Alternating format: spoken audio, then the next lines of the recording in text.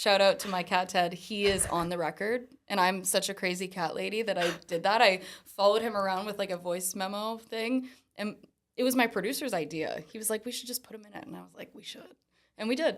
What's going on? Welcome back to the She's of the Band podcast here on Knotfest. I'm joined by Royale Lynn today. How are you? I'm great. Thank you for having me. I am so excited because I feel like normally a guest comes on and like there's some sort of friendship or like I know them somehow. And I'm like, no, this is our first meeting and we didn't really get a chit chat or anything beforehand. So I'm like, all right, let's get to know each other. We get to do it on air, which is so much fun. You're going to watch our friendship unfold in this moment as in real time. I love it. I love it. Thank you for having me on. I'm excited to be here. It's my pleasure. I'm so glad you're here. It's been a long time coming. Yes. Epitaph Records has been like, Tori, you got to talk to Royale Lynn. I'm like, I know. And now we're here. Yes. Here we are in Tampa. I know. It's crazy. Amazing. And it's hot out and it's nice and I love it. Hot Florida. for sure. Florida weather. Yeehaw, it's Florida. And you're going to have the most Florida experience tomorrow because at the time that we're filming this, Welcome to Rockville is tomorrow. Yes. We were just talking. It's on the Daytona Speedway. Crazy. Like you could literally run up onto the Speedway if you want to. It's a challenge. It's going to be hot. It's going to be hot. And you're going to bring the heat too. We're opening the day. Ooh. We're like kickstarting the whole day. I'm so excited. It's going to be awesome. We're on the main stage, which is like an honor, an absolute honor to be on that stage. I'm so excited. First Rockville. I've never been. So I'm very excited. I'm excited. I feel like I'm getting the pre-energy, and I'm going to see you tomorrow. We'll both be at the festival, and I'll be like, so, how are we feeling? And you're going to be jazzed. Are you I already to the show know. Tonight? I'm not. That's okay. Because tomorrow, I have to get home for Rockville and like prepare myself mentally. I understand. But I will be there tomorrow. Yes. But I will say it is devastating. I'm not going to be at the show today because I know that we both have a little bit of like a history of enjoying Asking Alexandria. Aren't they amazing? I've talked about this on my podcast before of what a gateway into metalcore they were for me, like embarrassingly, but like I own it. Yes. So how has it been for you to be on this tour with them? Because that's so sick. We have wanted to tour together for a while, so the fact that it's happening is crazy, and the fact that it's like almost over is devastating. I never want it to end. It's like touring with your good friends, and it's been such an amazing time with them, and they're just such great humans. So they are, and it was Warped Tour 2015. I was on the tour, and they were on there too. And I remember being so surprised by how nice they were. 2015. Wow. And I was watching. Literally, I didn't miss their set every day. I was there. Like I had to film like video blogs, and I was doing social media for the whole tour. I was side stage every day. They would remember this too. They'd be like, "Yeah, she was there." And they're so good every night. Every night they just consistently great. Yes, they're consistently amazing, and I'm such a fan on top of being like friends with them. Mm-hmm. So I was just so excited when we got the call that they wanted us to come on. I was like, absolutely. Can we like extend the tour? We should hit everywhere. World tour. I always tell them, I'm like, wherever y'all are going, take us with you because we just have had such a great time. When does this air? This won't air. It'll be like a couple weeks. Okay, so I can talk about it. So we have like, there's so many inside jokes on this tour, and I actually got them. They make fun of my Crocs all the time. They're like, I don't like Crocs. Actually, British people wouldn't like Crocs. I'm like, they're fast. They're all terrain, waterproof. So today, actually, since it's the last show officially on the tour, I got them all Crocs, and I have a note that says, "You ain't rockin' if you ain't crockin'." That's crazy. So what kind of Crocs are we talking? They're camo. Here? They look just like mine. I got them. They're all matching. I had to like get their shoe sizes, which is so weird. So I was like, I'm really excited. So today, did they not wonder why you were asking for shoe sizes? They have no idea. They have zero idea. And then like the tour pranks are happening today. So there's a lot. It's a big day. It's a big day. That is so much fun. And it's 9 a.m. right now. So it's a big day. It is a big day. It's just getting started. And actually, you lead me to a fun segue because we're talking about like you touring with Asking Alexandria, but you've also mentioned camo, which I feel like perfectly represents the juxtaposition of you. Yes, yes. You know, it was like wild going back into your Spotify and being like, she was a country artist. Like that was fully country. I am a country bitch. You've got range. I do. I grew up in the country, you know, but I grew up a metalhead, so I feel like there's a disconnect that like people who love rock and metal aren't from the country, which is so not true. Like, you know, majority of people are from like small towns. Yeah. And yeah, so that's just my CD Walkman and my MP3 players just had all of like, Asking's music on it and A Day to Remember, and sitting on the bus to school, like I had an hour bus ride and I was listening to bands that, I'm touring with now, which is crazy. Right. Yeah. Full circle. I feel like we would have been friends in school. I'd Absolutely, been like that girl. we would have been. Yeah. Absolutely. But I feel like this is kind of your moment in that sense, because like country rock is having its moment. And even though like you've really, really leaned into the hard rock now, yes. there's still like that soul and twang in everything you do. Twang, I love it. You know what I'm talking about. I say y'all all the time. So yes, right at home in Florida then. Yes. But so is there like a genre or like a vibe that feels most at home to you then in terms of your music, or like how did this transition happen? How did you like? There's just a lot of questions packed into one of like starting as a country artist and then having that realization of where you are now, all of that. Well, I kind of wasn't feeling fulfilled, I guess, in my own music when I was just staying in the country lane. And when I finally just like kind of kicked through the box of what country should sound like or what rock should sound like, that's kind of when we like formed this. That's when we found 6 Feet Deep. Was we just were like, what is the craziest riff over like a country song mixed with rock, and we kind of just came up with this genre that was new and fresh and different, especially for females. Like not a lot of females are even doing the country rock thing. Yeah, like when I think of it, it's like Jelly Roll and stuff like that. And it's primarily men. And I was like, but I want to rock too. So and I was just kind of feeling like if I listen to metal mostly, what's stopping me from just singing the songs that I want to sing, So once we started like creating, and 6 Feet Deep was kind of the catalyst that kind of got us to where we are now, is we got to just create something that was so different and weird, and we just chased it and we went even farther. And 6 Feet Deep is the start, but like the record that we created is so far past 6 feet. I'm so excited for the world to hear it, honestly. And we will get into that because there's a lot to dive into. There's a lot to unpack. Just with you in general, like there's so much to talk about. Like as a podcast host, I'm like foaming at the mouth about it. But what I think too is like hearing the way that you kind of just experimented and just went for it. It takes so much courage to do that. Like I think it's really brave, because if you find you weren't unsuccessful in country, like you were building a career there, and so to completely like pivot in that way. You were saying, what's the only thing stopping you? It's your own courage, right? For sure. I feel like if you want to do something, the creation process is so funny. Like we write songs at 11 a.m. in Nashville every day. So like it's just like, what were the vibes, and bringing in fresh new sound, and just not taking no for an answer. Like country, they want to put you in a box, and I was like, I just don't think I'm supposed to be in that box.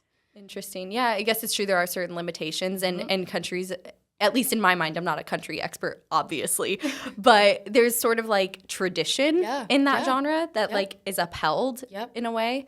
Not that experimentation doesn't exist, but and I have it's mad more sparse. Respect for all the genres, because everybody does it in their own way. I wasn't feeling fulfilled or authentic in a way, which is so funny because like I am from the country, and my mom has had horses my entire life, like very country, but I just wasn't feeling fulfilled, and that's when I made the switch, and I'm so glad that I did. Yeah, and to like we're talking about the music aspect of it, but I also find it really cool, like you really lean into the fact that you're a small town girl. Like you talk about it in a lot of interviews, because it obviously is a huge part of your upbringing and your culture and your life. How have you carried some of those, I don't know, are there like mindsets or ways of being that have stuck with you? I think I'll always have like a small town outlook on life, just because like that's how I was raised, and my family is still back in the small towns that I grew up in.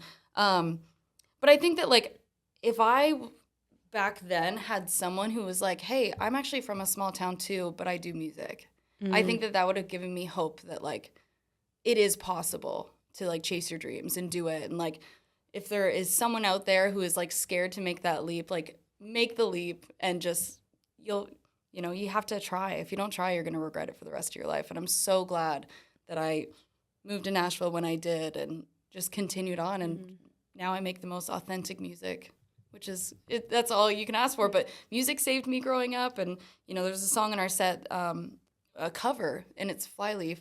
And I love Flyleaf. I'm such a fan. We're actually going to be with them in 2 days at Boardwalk Rock, and I'm so excited to finally see them live. So cool. Because Lacey is incredible. Yes. But, like, she gave me hope for, like, women in rock and metal and country for that matter, too, because I just was like, you know, there's women who are badass women out there doing it. And maybe she's from a small town, you know? Like, you know, at the time I didn't know, but yeah, I think there's a lot of artists that gave me inspiration over the years, gave me the courage to even do this. Yeah, I guess I hadn't really considered, too, the way that you're kind of representing for that and, like, showing the possibility. Not that, like, there are other examples out there, but I think for somebody, like, young, where, like, you're relatable to a new generation, it's super cool.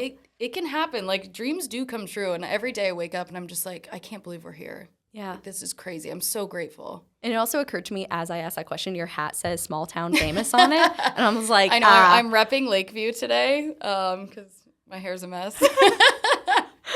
You're rocking it. Small town famous. I love it. And you know, we were talking a little bit too about like coming into metal and like transitioning into this. I feel like part of the thing I think about is the also bravery it takes to present yourself in front of your idols, like the people that you're performing with. You were on stage with like Disturbed. Crazy. You know what I mean? Like you've done these things where you actually have been welcomed into the scene, which I know is one of the many hurdles you had to tackle. A lot of people think that like the community hasn't been like open armed, and I'm just like everyone has been like, yo, love what you're doing, do your thing. Come sing with us. I'm just like, it's been absolutely crazy. I've had such a good experience in the rock community. Well, I think that's such a misconception around because like rock, to people who don't understand, it looks very scary. It looks daunting. Everybody looks a little mean, but like everyone is so sweet. We're all soft.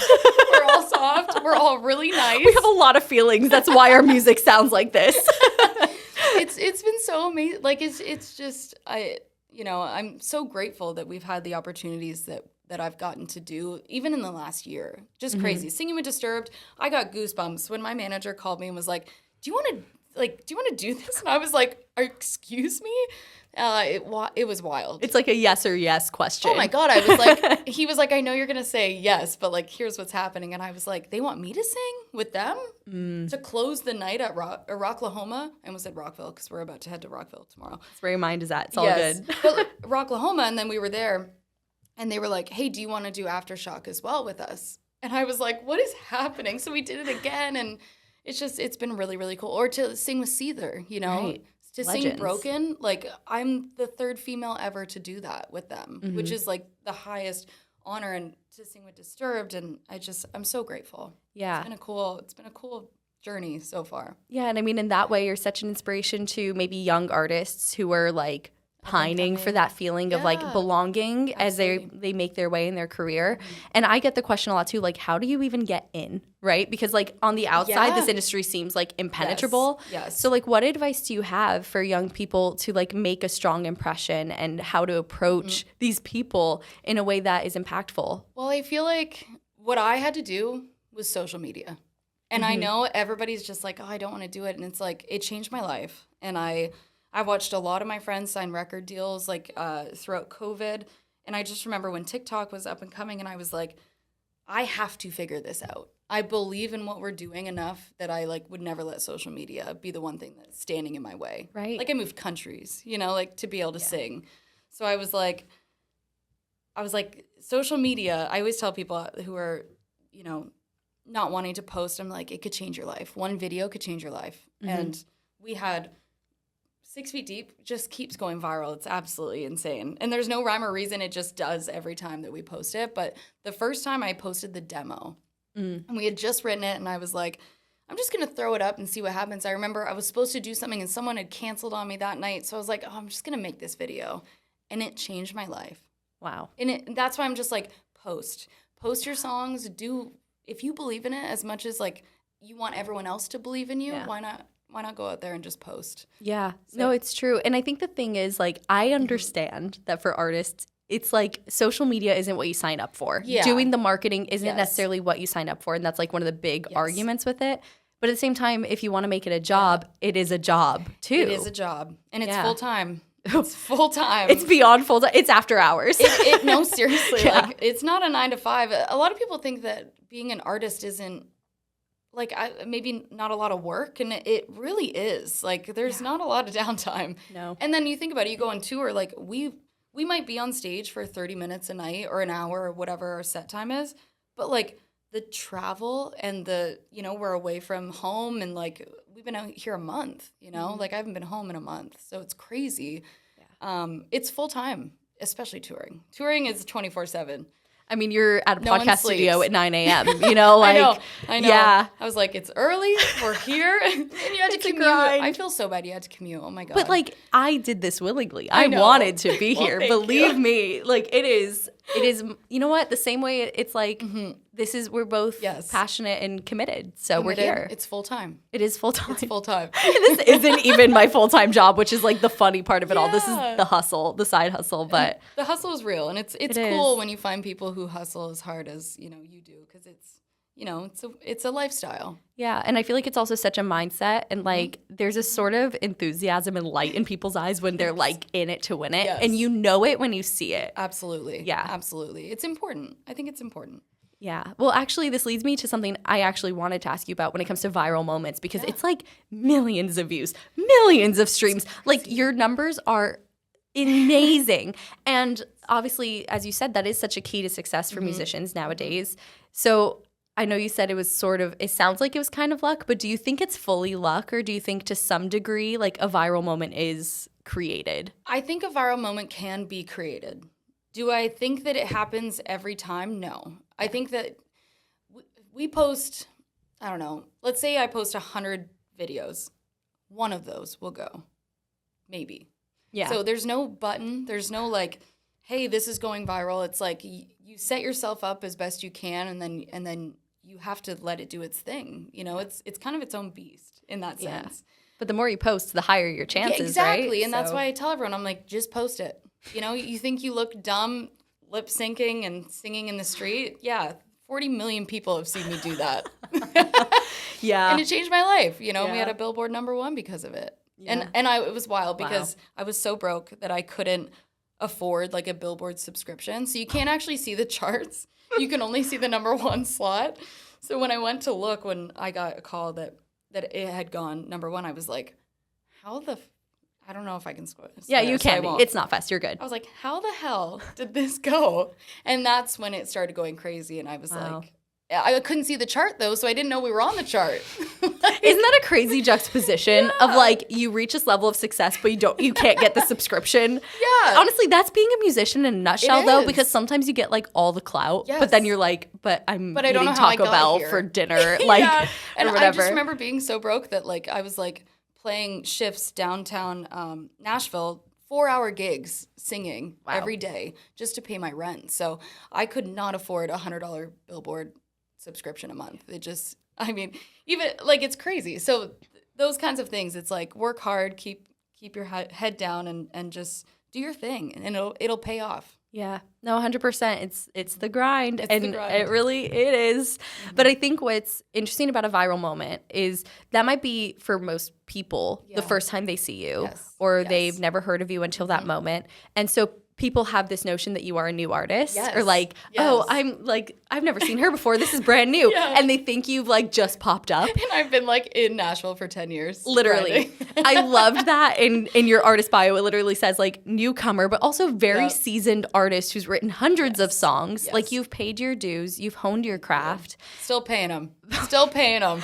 I feel like it's a lifelong, the dues are always But being there's no paid. like end goal. It's just this. Yeah. Like I want to tour and write music, and if it relates to people, that's great, and that's kind of I've done my job at that point. If music saves someone else the way that music saved me, I've done my job. So. Yeah.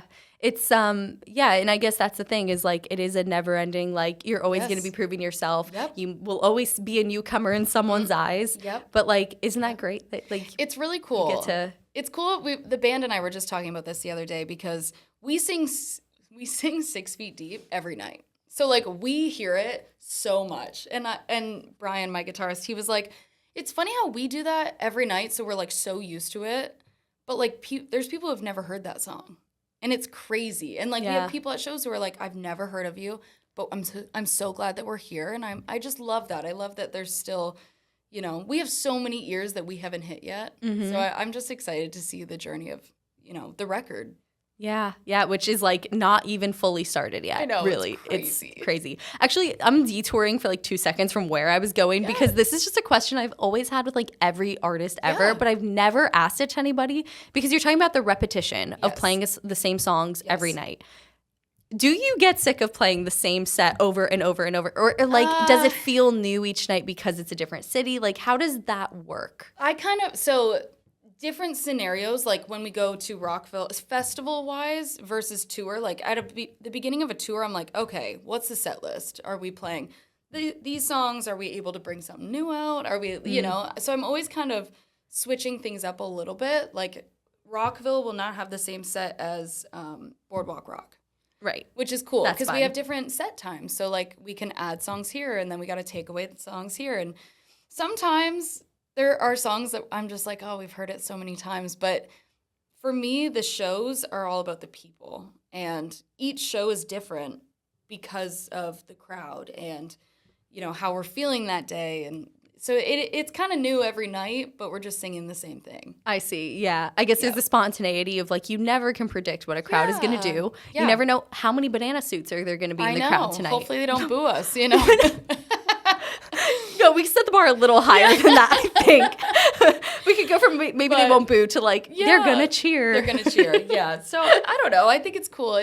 Each night is different. It's kind of like Groundhog Day, but each crowd is so different. And we do a free meet and greet at every show. So I always love to meet the people who are streaming the music. Yeah. It's cool. Do you have like crazy interactions at these meet and greets? Is it like pretty chill? Everybody's been really respectful. That's honestly, good. On this tour, everybody's been so respectful and nice, and it's just been such an awesome, you know, experience on this tour. Yeah. Well, I'm going to loop back around to what I was thinking, what I want to ask. Sorry, I'm a talker. Me too. Honestly, this is a recipe for like gab. It's a recipe for like success and disaster in a podcast. It's like both. We're 2 hours. We're like, all right, we got to wrap this up. We're getting kicked out of this studio. They're like dragging us by our ankles. They're like, Royal, you got to play a show. You got to go. I'm like, sorry. If we keep this podcast going till 6 p.m., 7 p.m., I'm leaving. I'm hitting the stage like this. Oh my gosh. So I don't make it to Rockville. You don't make it to Rockville. Anyways, as I was saying, see, here it is. But thinking about like this newcomer / seasoned musician juxtaposition that we were on a little while ago, something I kind of think about is like your mindset in that, because I feel that way too sometimes because like I've reinvented myself several times as a journalist and like it's a new start and new people. But at the same time, I get like imposter syndrome in doing that of like forgetting who I am, if you will. So how do you balance this, like validating your experiences, but also I have the worst imposter syndrome. Felt. Like I'm just like so grateful to be here, like to even like be at the table. You know, I deal with the imposter syndrome pretty bad because I'm just like I'm such a normal human being. So the fact that like we've, you know, as a band, we get to tour and, you know, we get to write the songs and you know, I pour all of my soul into all these songs when we're writing them. So you see little snippets of who I am throughout the record, which is really cool. Yeah. But I have very bad imposter syndrome. I have to remind myself that, you know, it's hard also when you're not on the road because you don't see what the fans are doing or loving or, you know. So social media, I have to go back to that to be like, hey, are you guys still listening out there? Yeah. And is anybody out there? It's so true too because I feel like comments, I don't know about you, but they don't always register in my mind of like. I'm not supposed to read the comments. Oh, are you like banned from reading your own comments? No, I'm just not supposed to. It's just because people are mean. 6 feet deep, they come for me there. What's the general feedback? They're like, you're not country, you're not rock, your teeth are too white. You know, like what a great problem to have. they really hit all ends of it. But yeah, it's they wish their teeth were that white. I know, and I'm like, why is this? It's just funny. Keyboard warriors. You can't have the good without the bad, and I understand that. But social media, that's rough out there. It's interesting that there's still people who are so concerned about genre binaries as well, because aren't we so past that? Yeah, like why can't we There's just no create rock art? That's straight up rock anymore, in my opinion. Yeah, I mean, everyone has their own lane. And that's why it's just like, if you like this kind of music, you like this kind of music, that's so great. I always just encourage people, I'm like, if you think we're country, or if you think we're rock or whatever, come to a show. Yeah. Come to a show and watch us do it live and then make your own decision off that. And the thing is, too, if it's not someone's lane, just go to another lane. You don't have to say anything. Yeah. I know. They are a little mean in there. But, you can't have the good without the bad. And there's a lot of good. Yeah. So. Exactly. It's just like any person, we tend to hyperfixate on the negative. But I'm glad I know, because now I'm aware and I'm going to go fight them. Go look at the comments. You'll have a good laugh. All my friends text me. They're like, if I ever need a good laugh, I go look at your comments. I'm like, thank you. Thanks, guys. I don't know if those are good or bad friends. Humbled. But no, I have pretty bad imposter syndrome just because, like, we're just regular people creating art. And the art, speaks for itself, I think. But it's just cool. Regular people. Well, I don't know if that's, I'm not invalidating what you're saying, but it doesn't sound necessarily like imposter syndrome. You sound grounded to me. Thank you. Like Thank you're you. just, It's that country. Because, no, literally, country in because me. all artists are just people. You could be, Yeah. and you could be Lady Gaga for Yeah. all I care.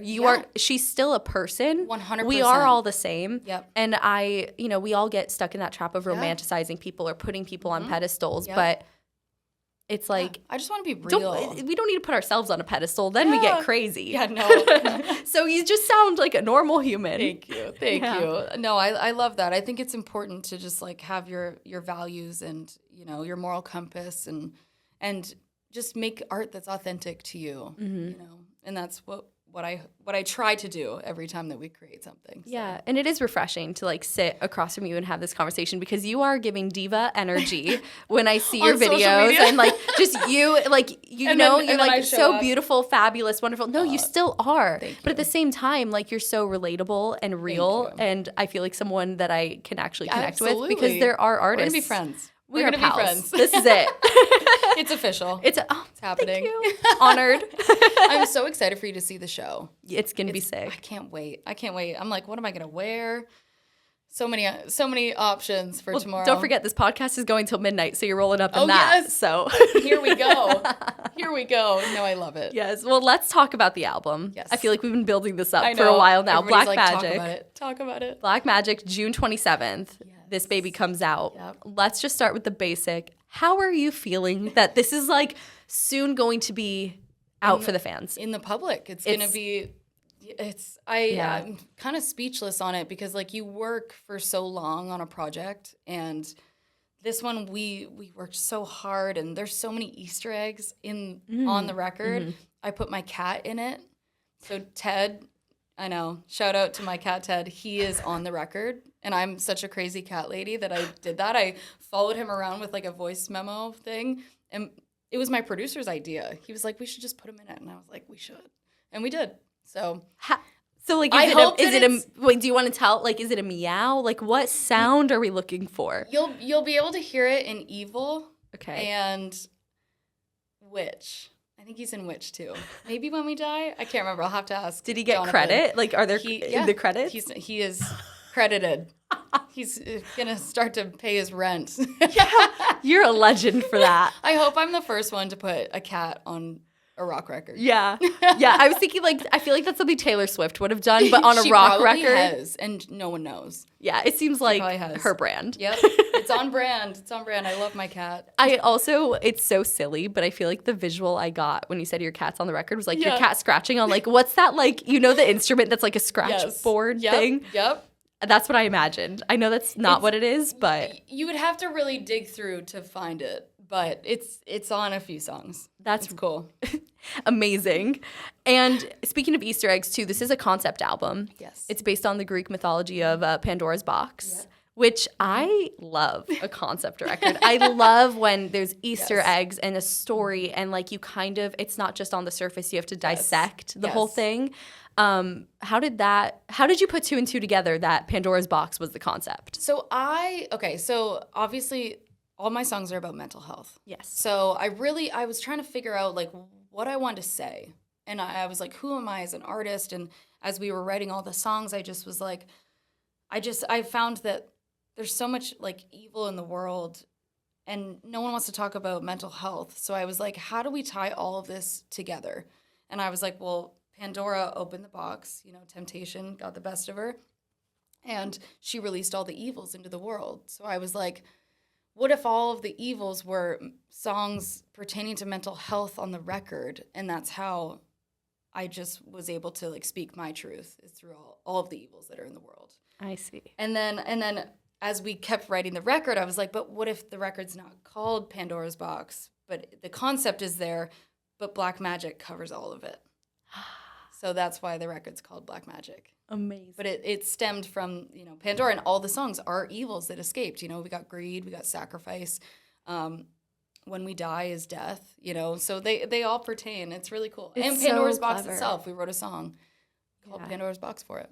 So clever, so well thought out, and honestly well researched, because I tuned out in history class. So I had to look up the mythology, yes. because I was like, I vaguely know. And there are only 7, I think, that escaped the box. But I was like, there's so many more things. And like, obviously we have Witch. So that's why Black Magic kind of covered all of it. Totally. So. And I think it's also clever to have the knowledge of literature and mythology to be able to tie that in with music, because I know a lot of artists have influences that go beyond just musical influence. So even whether it's on this record or just beyond in your normal life, like what non-music pieces of art, I don't know, get you fired up? Oh my gosh, so much. I love to read. I love horror films. I'm a huge horror buff. Love it. And that's why, like, even Evil, I hope I'm allowed to talk about. Evil's coming out next week. So it'll be out. Evil is already out. Go stream it by the time this airs. But Evil, there's whispers at the beginning in the verse 1. I think it's in verse 2, but definitely verse 1. And it's me saying all my favorite, like, horror movie lines backwards. What? Yeah. So the whispers are me talking, but it's like I see dead people, and like it's really cool. Genius. Easter eggs. So Easter eggs, exactly. And it's like if you played them all backwards, it's really creepy, but it's fun. That's so clever. My Again, producer was like, "Why don't we do this cool thing?" And I was like, "Dude, he's like full of great ideas." And I'm so glad that we, Jonathan, thank you for cutting the record with me, because it's beyond my wildest dreams. And even just like having the knowledge that little Easter egg is in there, it makes me want to go listen to the songs and like you'll hear it. Not just hear the obvious things, but try and tomorrow. dig the details. At Rockville, you'll hear the whispers. And that's me. And now I know exactly what it is. And this is honestly why I'm an interviewer and why I do podcasts, because I love getting these little backstories that you otherwise would just never Behind know. the scenes. You just would never know. It's cool. It's fun. It's been a cool journey. Yeah, and there's a lot of intention on this album, not just in the Easter eggs, but I know a lot of labor of love went into the track list too. Yes. Because for a concept record especially, the sequencing matters. It does. And we hope that people aren't shuffling the album. My attention to detail, like my team is like, okay, like I'm like so specific and like intentional about everything. The merch matters, the posts matter that we post on social media, the way something looks. Like I am very particular in my craft, because it's art at the end of the day, And it's world building. It is. It totally. It's like reading a book, like you have to put in the details, and they matter. Little details matter to me. So my team is always like, oh my God, Royal, let it go. I'm like, no, it has to be perfect. It's not the right shade of red. It's, they hate me. Fair play. Not really. They love me, but it's important to me that the details are there. Yeah, no, I totally get it. And like thinking of the track list, I feel like, of course, every sequence, every song matters. They're all there because they have a purpose and a place. But really, the first and the last track have a very important spot. One sets the tone for the whole thing. Yes. And one is like the final thought you leave people with, right? So what was the intention with those two songs? What do you want people to start off feeling, and how do you want to leave them? So I remember in the country world, someone was like, you can't, if you have the first song on a record, it never goes to radio. And I was like, that's interesting. And I was like, but why not put your heaviest hitter at the top? so everyone hears it first. And I remember just stewing over that when I was looking at the track list, and I was like, greed is what I want to set the tone with. And I was like, and it's singling right now. So I was like, what if we put a single first instead of it just being a random song? Mm-hmm. So that was kind of the thought behind, and greed, as an umbrella, I was like, that's what I want people to hear first, and that's what I want them to think of me is with greed. So, right. So greed came first, and then as the record progresses, the last half of the record is the heaviest. So I started out with the lighter stuff, Evil's second, because Evil is like such a cool track that I was like, I want people to hear Evil next. Mm-hmm. And Evil's second in our show as well every night, which is cool. And then Battleground, I was like, I think that Battleground needs to go last because it's such a statement piece. And it's for the women or people who are in these relationships that are toxic and they can't get out. And I wanted that to be like my final statement, I guess. Bold. A bold statement to leave us with. Yeah. That song, I love that song. I play guitar on that song live, so that's cool. A fun one to play. That's cool. Well, I'm excited to see, too, how the story unfolds and, like, get to hear it for myself. It's going to be an experience. I can't wait for you to see the show. Yay, it's really cool. Fun. It's also so random. Well, not random at all, actually, but I was thinking, too, of, like, other track lists that really were impactful to me. Reckless and Relentless, Asking Alexandria. Oh, yeah. That, like, opening track. Yes. And they used to, like, start their set with that live. Yep. They did a really good job with that, too. They're playing tomorrow night, too. I'm geeking. Sorry. I'll see you side stage. No. Yeah. You're like, hey. Funny seeing you here. Yeah. You're like, how you doing? And two, we're talking about like the weight of the tracks and the mental health focus on the lyrics. Mm-hmm. And there's a lot of vulnerability that goes into that. And I know you've in past interviews been so open about that, which also takes bravery. Yeah. Like, bravery's a theme of this interview. But how do you know your boundaries of what you're comfortable sharing in your music or talking about in interviews versus like what to hold back? What's actually happening? I think it's good to be honest, and I think it's good to be open, because if I'm open, it could help someone else who maybe feels like they're alone. And I just remember growing up and feeling like I was so different than everyone, and who I was. I'm like I said, I'm just such a normal person. Like, it's like I do puzzles and stuff at home. Like, like I love like a good jigsaw craft. Puzzles? Yeah. Wholesome. I love it, and I think that like growing up I was like, oh, well, my friends don't like the same music that I do, and I love horror movies, and like, it's really cool to be open and honest, especially with mental health struggles. And like me growing up, I felt very alone and secluded, and I grew up on a farm in the middle of nowhere. So like my mom was not driving me to like go see my friends during the summer. I spent a lot of it alone. So like my karaoke machine was my best friend, and my guitar, and like that's where like the love of like when I like metal and rock, and I was like, there's a community of people out there like me. And that's why being so open with my mental health struggles, like I needed that music to get me through life, back then. And still, like I love listening to music in the morning because it like gets me ready for the day, So I think it's important to talk about my struggles so that hopefully, someone out there, it'll help. Yeah. I mean, it's almost like a solidarity that you can give people without even having to be with them physically. Yeah. I mean, I had the same experience with music. That's why we're here. Yeah, it's like, that's the music that you feel like you have a friend or like somebody where you see yourself in them. You feel not alone. Not alone. It's really cool. It's cool how music can like heal.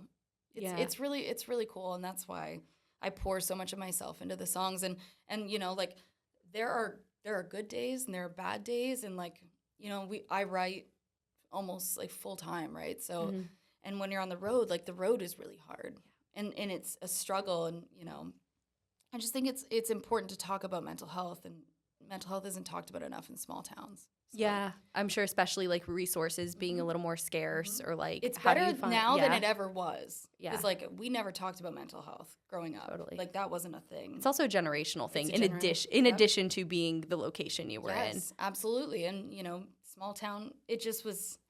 It's hard, and I just hope that if someone needs the music, it's there. Yeah, and the fact that you've been loud about it, it's like if someone wanted to search what music can I listen, like you come up, and that's really, and really it can cool. be cool. It doesn't have to be like lame songs. It's you know, supposed to be like, sad girl music. Yeah, it doesn't have to be like, it can be cool to talk about mental health and it sound cool and have a heavy breakdown, you know? Yeah. No, 100%. So. Who were the artists that made you feel most seen when you were younger? I know we've talked about some of your favorites that you grew up with, but what were the ones where you were like... A Day to Remember. The Homesick record, like it just, that, it's on my heart. I listen to that album like once a week, and it still hits just as hard as it did back then. Yeah. It's just been really, really cool to like see how like my favorite artists have created their albums and what they talk about, and like trying to find what I want to say. And yeah, Flyleaf, you know, we talked about that earlier.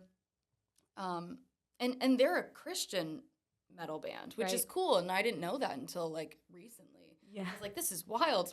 But the songs, like everybody has their own like perspective of songs and what they mean to each other, and you know, it's like cool. I thought All Around Me was a love song when I was a teenager, and I guess it technically is. Or I'm So Sick. You know? I'm So Sick. Like I love that song so much. We play All Around Me in our set, but I just love it. I think that a lot of those songs gave me hope. Yeah, those are really powerful artists. And two, I also grew up loving. Flyleaf was a huge gateway band for me. Yes. And also, you are very close to Ocala, Florida. A Day to Remember. I know. So close. We stopped in, how do you say it? Ocala? Ocala. We stopped there yesterday, and I was like, wait, they're from here. I've literally, they're going to think I'm crazy, but I'm sorry. Jeremy, I'm sorry. That's our culture. You are the greatest songwriter, and I'm just such a fan. No, that's so funny. If you ever need someone to do a duet for if it means a lot to you, I would love to do it. So. Yes, when Sierra is unavailable. Yes, I would love to do it. If the opportunity ever presented itself, I'm ready. I know it. I would think if anyone knows it. It's a dream of mine to sing with them. Yeah. So how disappointing was Ocala then? Were you just like, so this is it? I was hyped. No, I was excited from the minute we stopped to the minute we left. I was like, this is where they're from. This is where they created Homesick. And that's crazy. Like, it's just, it's really cool. I saw them play in Ocala many, many years ago in like a horse barn. Like, I don't know what was going on. It was like a horse staple. It stunk. It was dusty. It was like exactly what you would expect. I love that. A hometown, A Day to Remember show to be. I love that. Yeah, it was very fun. I've never talked about that publicly, but it's super silly. Super silly show. Anyways, super silly show. I don't know. It was just like funny times. That. Honestly, I wish I went. I wish I was there to see that show. Next one, I'm hitting you up. Please. If they ever do that again. Oh my God. That would be iconic. It would be. I finally got to see them for the first time live. So like I've been a fan for like 15 years, maybe longer. Yeah. And I finally, every time I had tickets, like something would happen and I couldn't go. So finally, on my 30th birthday, I finally got to see them live. Yes. And it was so amazing. I was like, this is incredible. And then we got to see them at Rocklahoma. And I got to watch from like side stage. And I just was like in awe. No. And the fire was going and it was so hot. I was like, my hair will go up like the 4th of July if I got too close. So yeah. And you're like, amazing. And it's fine because I'm seeing A Day to Remember. I was like, I'll do it. I will wear a wig forever if that. Dedication to the cause. Day to Remember, I love you guys. I'm not weird, I promise. That's so funny. And like, I hope one day I get to just thank them for making that record because it really got me through some tough times. Yeah, no, it is a really impactful record for so many people. Yes. And it's also so nice to see what an enthusiastic fan of music you are, because in addition to being a musician, you literally, you live this. I'm a fan. You are a fan. You're one of us. I'm a fan of the genre, yes. Every genre. I think every genre has a very cool thing going on right now. Yeah. So. Well, by the time this episode comes out, like, tour will have wrapped up. Yes. I mean, this is going to be a big year for you with album coming out. Like, what else is on the horizon? I mean, we're going to tour. We're going to headline. Oh, yeah? Go play some shows. I'm really excited.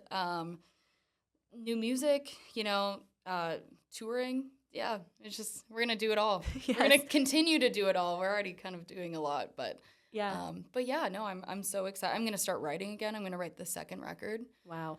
Yep. It's like one comes out, the next one begins. Oh, I called my team and I was like, this is like 4 months ago. I was like, can I start writing the second one yet?